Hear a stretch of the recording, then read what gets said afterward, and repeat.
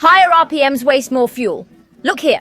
This parked car's RPM is nearly 1,000. When new, it idled around 800 revolutions per minute.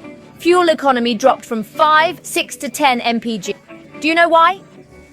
It's because the throttle valve is dirty. Many rush to repair shops when hearing this. Silly, as repairs cost hundreds nowadays. I'll teach a DIY fix for just $2.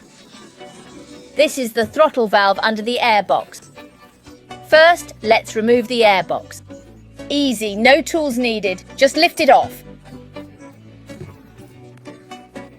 This is the throttle valve's flap. Oh my, look how dirty it is. A dirty valve affects air and fuel flow. Now, let's clean it. Press gas pedal with a brick to open valve. This opens the throttle valve automatically. Spray cleaner on a cloth. Wipe off all the grime around the valve. Wow, it's so dirty. Okay, it's clean now. Remove the brick and replace the airbox. No tools needed for this either.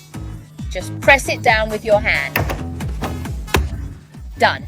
Now let's start up and check RPMs. Folks, if it works, please like and support.